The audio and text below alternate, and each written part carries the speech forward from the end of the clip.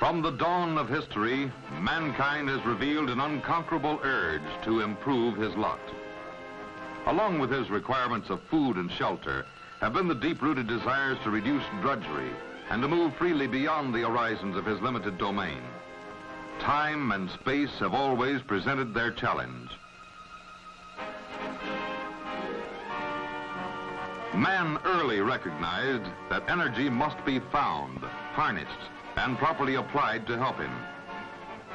But throughout many centuries, man was unprepared to see the potential servant in a substance that occasionally seeps from the Earth's crust, oil.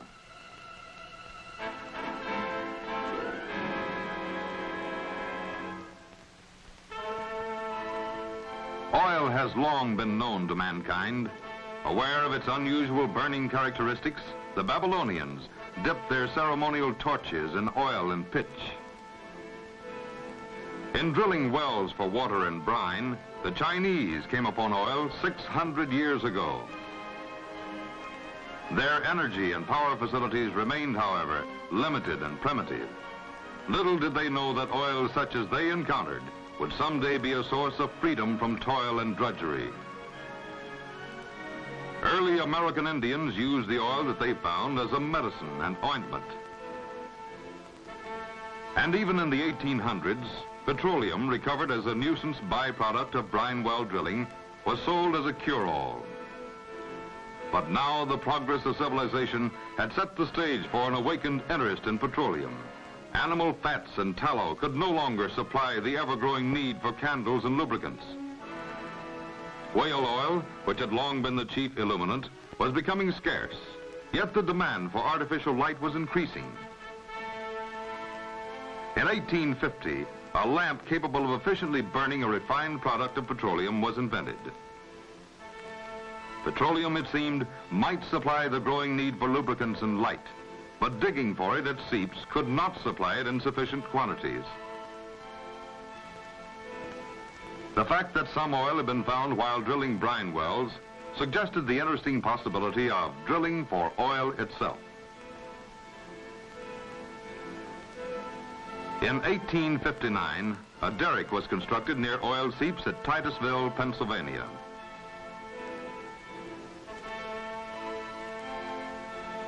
This was accomplished under the direction of a retired railroad conductor, Edwin L. Drake.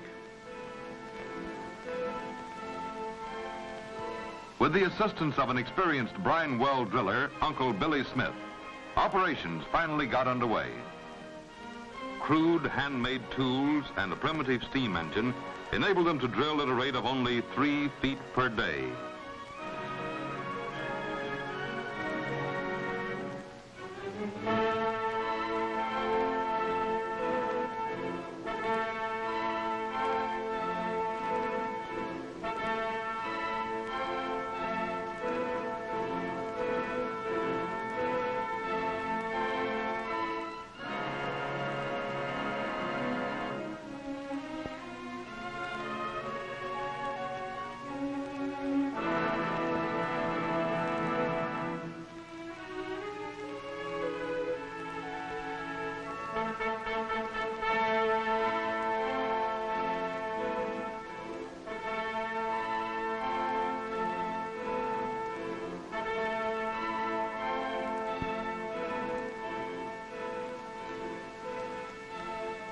A depth of 69.5 feet had been attained with no encouraging signs when one Sunday morning, Uncle Billy took a look around.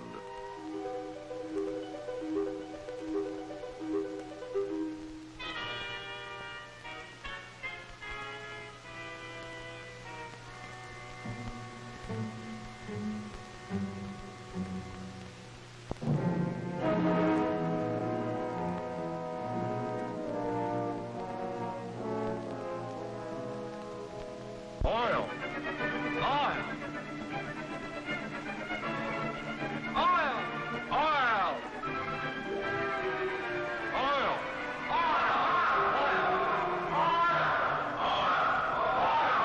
Oil! Thus, on that eventful day of August 27th, 1859, Edwin Drake and his associates ushered in a new era. It had now been shown that oil in substantial quantities could be obtained by drilling. With the rapid spread of the news came a fantastic migration of those who saw in this development a possible source of new wealth. The boom was on. Towns and derricks sprang up almost overnight in the vicinity of Drake's discovery. For lack of engines and drilling equipment, many crude but ingenious drilling methods were devised. Strong backs and legs and infinite patience supplied the power to drill only a few feet per day. With the realization that many drillings resulted in expensive and disappointing dry holes, so-called experts with divining rods, luck, and intuition were much in demand.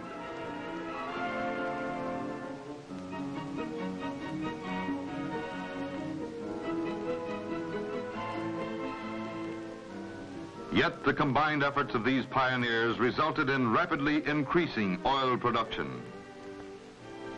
Waiting for slow and inadequate transportation, oil piled up at the well sites. Storage became a vital problem. Anything that could hold oil was pressed into service. Thousands of wagons and teams became regularly engaged in hauling the oil to the nearest shipping points.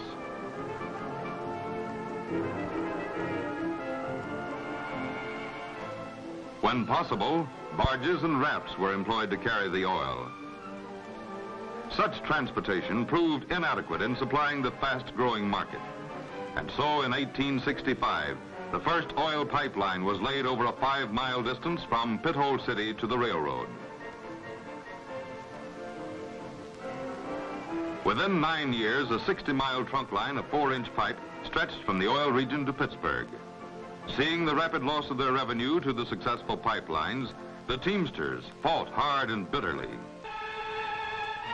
But they could not stop the growing momentum of the industry's progress.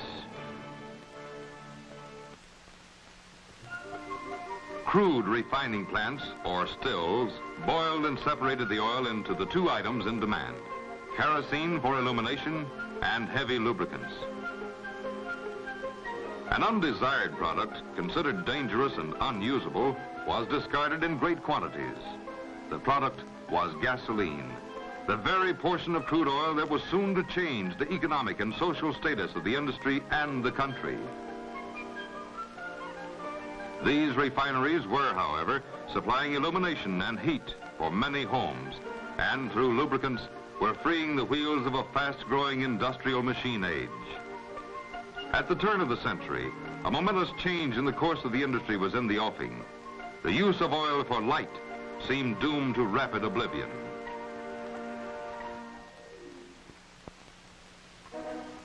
At this critical stage appeared the invention that was to revolutionize the oil industry's course of progress and change the living habits of the nation.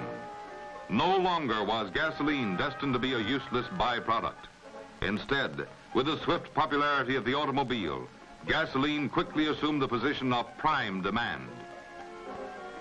With the development of the internal combustion engine, a long unrecognized potential use of oil had at last been revealed to mankind. The recognition of oil as an economical and easily handled liquid source of power was the springboard for a new era of magnificent progress.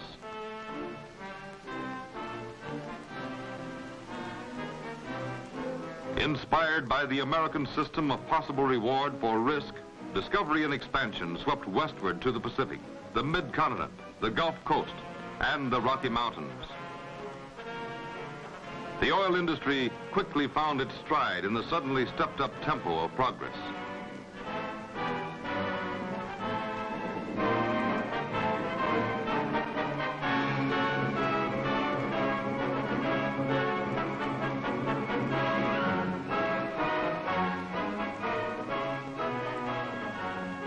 With ever-increasing and improving oil products, it kept pace with invention and even forced it to proceed at a rapid rate. Through enterprise and the accumulation of knowledge, it has now reached a stage of maturity undreamed of even a generation ago.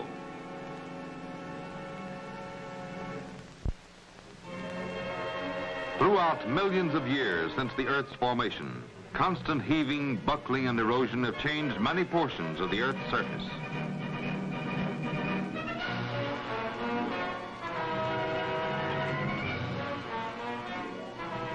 Many areas were repeatedly covered by shallow seas. Countless billions of tiny organisms died and settled to the bottom, where they became buried under sand and silt. There, it is believed, the entombed organisms were transformed into oil.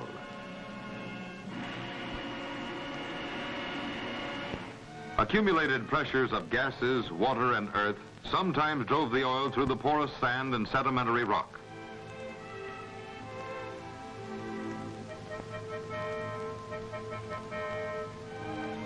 And often, it migrated to underground reservoirs sealed by non-porous formations where the oil was trapped. It is from these reservoirs that oil is now most likely to be recovered in commercial quantities. Thus, today, the oil geologist searches both for locations where oil may have been formed and locations where oil may have been trapped. Conditions that were favorable to the formation of oil may be indicated by traces of ancient seas and fossilized remains of long extinct organic material. Underground formations where oil may have been trapped may be indicated by surface structures. Stereoscopic photographs are a great aid in the study of surface indications. Another method of search for oil is through chemical analysis of soil samples for minute evidence of seepage of the lightest hydrocarbons. The economy of this method permits blanketing large areas, and promising indications are then verified by more expensive detailed geophysical methods. In the far-flung search for oil, modern geologists and geophysicists often make use of the helicopter and the marsh buggy, a special vehicle which can take them into almost inaccessible swampland. Subterranean oil traps may be found by mapping underground formations. The gravity meter gives clues to the nature and depth of these formations by measuring the gravitational pull. The magnetometer is another instrument that can help plot underground formations by measurement of the Earth's magnetic fields. One of the most important of all methods of search is the seismograph. A shallow hole is drilled for a small explosive charge, and special microphones are strategically placed around the shot. The detectors will pick up the explosion and the shock waves reflected from far underground. This will give information as to the shape and depth of the underground strata. The shock waves are reflected by the various rock layers underground and are recorded at the surface. The time it takes for the waves to make this round trip varies with the distance they travel. The recorded measurement of this time lapse indicates the depth. Thus, through a series of shots, the shape and depth of underground formations are mapped with accuracy. The seismograph is even used to detect potential drilling sites several miles out at sea. Special sensitive geophones are lowered into the water to predetermine depths and positions. Explosives are detonated under the water. As on the land, the recordings of reflected shock waves reveal variations in the ground strata under the seabed.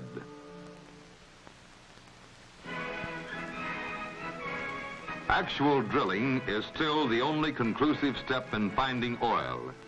Even today, in new field drilling, only about 1 well in 9 becomes a producer. Costs of drilling a well will average about $77,000, but some wells have cost as much as $1 million. The older cable tool method is still generally used in drilling formations hard enough to stand up well and where low cost rather than speed is the principal consideration.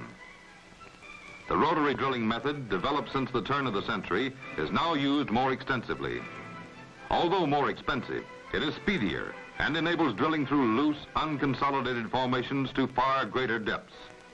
In drilling to depths of 2 or even 3 miles, the repeated raising, lowering, and handling of the drill pipe to replace the bits is a difficult, time-consuming function.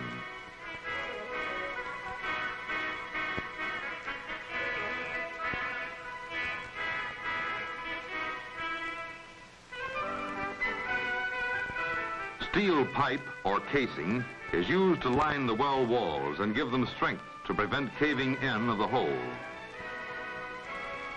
Cement, pumped around successive strings of casing, seals the holes against leakage of oil, gas, or water. As the drill passes through various types of formations, weight on the drill bit must be suitably adjusted. This retards wandering of the drill from its course and possible buckling or bending from the accumulating weight of added drill pipe. Chemically treated muds are pumped through the hollow drill pipe to cool and lubricate the bit and carry the rock cut away by the drill back to the surface. It also plasters the walls of the hole to help prevent cave-ins. A screening device called a shaker removes the rock particles from the mud, preparing it for reuse. Samples of the cuttings are examined to determine the kind of strata being drilled through. Even the senses of taste and smell are used as an occasional quick test when it is suspected that oil-bearing formations are being approached. Core samples are taken with a special drill bit at some drilling locations. These are sent to field and central laboratories, which test them for porosity, or the volume of small cavities that may contain oil, permeability, or the potential rate of flow through the rock pores, and the oil content of the sample. Still another method of estimating underground conditions is through measurement of electrical resistances at various drilling depths. This process is known as electric logging. During the process of drilling, a special valve at the top of the hole may be closed off in the event of unexpected blowouts. When an oil-bearing formation is reached, the drill is pulled. Heavy muds are used to hold back the flow of oil from natural pressures. Wells are no longer permitted to blow in as dangerous, wasteful gushers. A final string of casing is set. Some wells are shot with explosives, permitting the oil to flow into the well. When the glass-enclosed charges of this perforator are detonated in the hole, powerful jet explosions penetrate the casing and surrounding rock. A small diameter tubing through which the oil will come to the surface is installed. At the surface, a system of valves called a Christmas tree is installed. This controls the flow of oil. Sometimes wells are treated with chemicals or acidized to open up passages in the limestone for the oil to flow through. Other chemicals may be used to stimulate oil flow and prevent water migration to the well. When natural bottom hole pressures are not enough to force the oil to the surface, the well is put on the pump.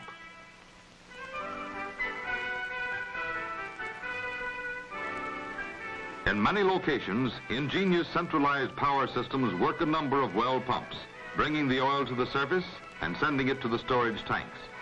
In the present-day application of scientific production methods, the industry is wisely trying to conserve reservoir energy by maintaining subsurface pressures. No longer are wells drilled without regard for adequate spacing. The production of individual wells is carefully regulated to prevent waste or depletion of reservoir energy. However, in many fields, reservoir pressures have been lowered to a point where oil does not flow naturally to the wells. In many such locations, natural gas, usually associated with oil production, is first piped to cycling plants where liquid products are extracted. The gas is then pumped into the oil-producing zones, where the pressure helps the oil to flow through the sands and porous rock toward the wells. In other locations, water instead of gas is employed to drive the oil. These are a few of the many ways in which oil is now recovered that would otherwise have been lost forever.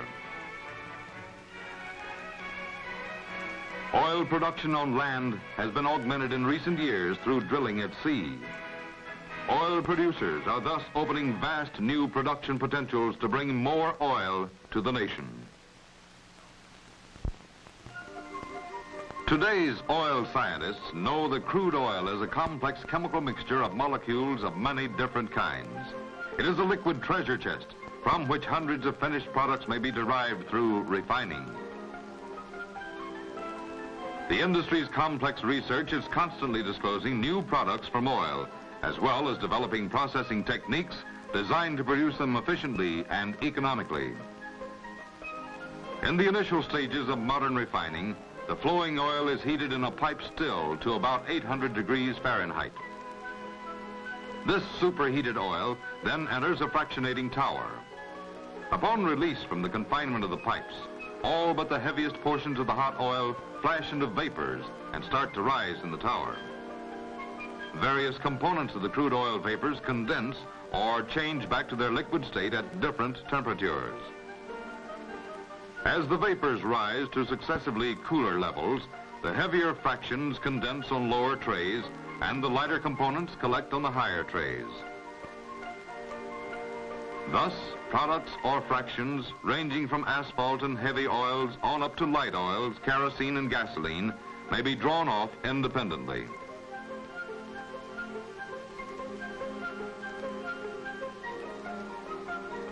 While fractionating or distillation is a process of separating oil components, cracking is a term applied to the process of breaking big molecules of oil into smaller ones to make more of some fractions than would be obtained by ordinary distillation. Through cracking, twice as much gasoline can now be produced from a barrel of oil than with distillation alone. While this may be done through heat and pressure alone, a more modern and efficient method is with the use of a catalyst. Oil vapors are passed to a reactor together with the catalyst.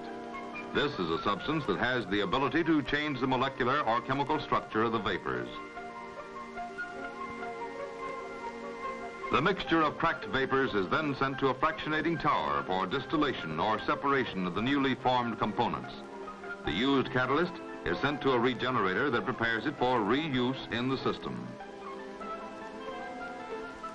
A number of other ingenious processes are now employed to take apart, put together, or rearrange the molecules of petroleum. Through a carefully controlled production balance of refinery products, the oil industry now supplies not only fuels and lubricants, but the basic ingredients for a limitless variety of chemicals. These in themselves are the foundation of gigantic new industries.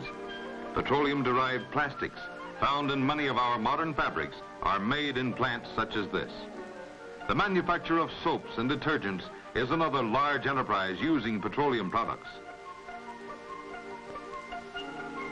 The synthetic rubber industry is still another based upon petroleum-derived chemicals. Recent times have seen a tremendous increase in the uses of a variety of synthetic rubber. Today, the distribution of petroleum and its byproducts has in itself become a tremendous enterprise. A network of pipelines is an essential part of this undertaking. Modern machines have greatly eased and speeded the task of digging the trenches and preparing the thousands of miles of pipe required. Pipes were formerly screwed together, but modern welding techniques help produce a continuous and unbroken artery of steel. Before they are buried, the pipes are thoroughly cleaned. They are next covered with a special compound that resists the corrosive action of the chemicals in the soil. Further protection is given by a smooth spiral wrapping. Thus, the life and serviceability of the lines are prolonged. Nearly 140,000 miles of pipe now carry crude oil to United States refineries.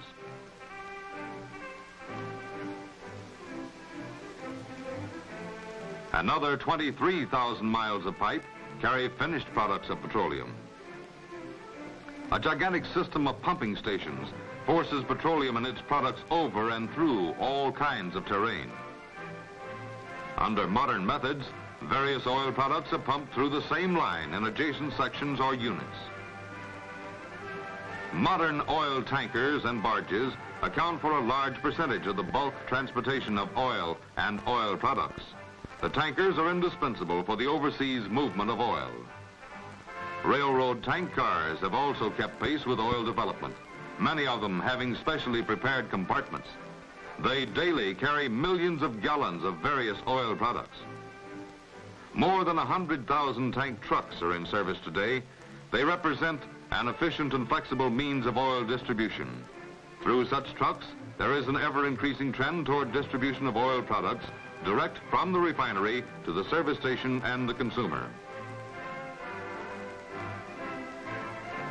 The automobile service station itself represents a high degree of friendly, competitive efficiency in modern petroleum distribution. Through petroleum, Americans now travel with efficient economical power, while the complex machinery that carries them is protected and lubricated with oil. Beauty and efficiency surround them in the synthetic leathers and fabrics made from petroleum, and in the plastics from the same source. Oil-derived synthetic rubber cushions their ride and seals out noise and weather. The safe, long-lasting tires on which they ride may be made from oil. 85% of the roads on which they travel are paved with petroleum products. Through petroleum energy, people and products are now transported speedily and economically throughout the nation and the world. Man's desire for freedom of movement has been fulfilled with petroleum. What 3 gallons of gasoline did 25 years ago, 2 gallons will do today.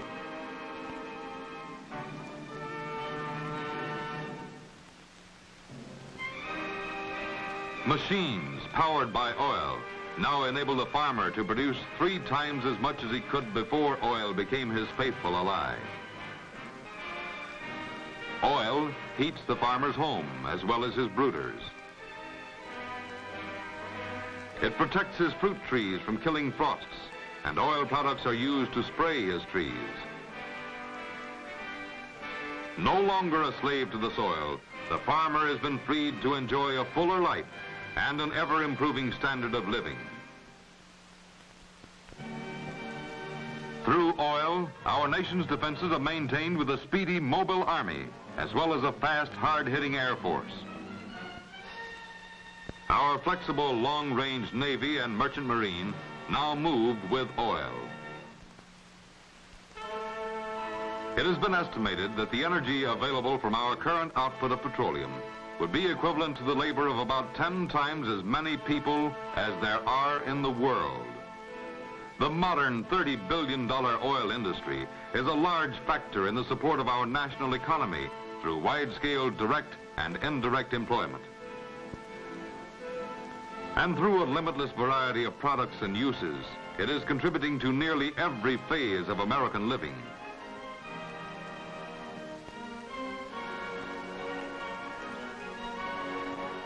In the relatively few years since the oil industry's inception, traditions of progressive service and responsibility have been established, which will be the foundation for even greater contributions to the welfare of the nation and the world. Man may now look with grateful pride at his short but spectacular history of development and use of petroleum. Through truly American enterprise and ever-increasing knowledge, our lives will be yet further enriched through the wise and efficient utilization of this bountiful resource, oil.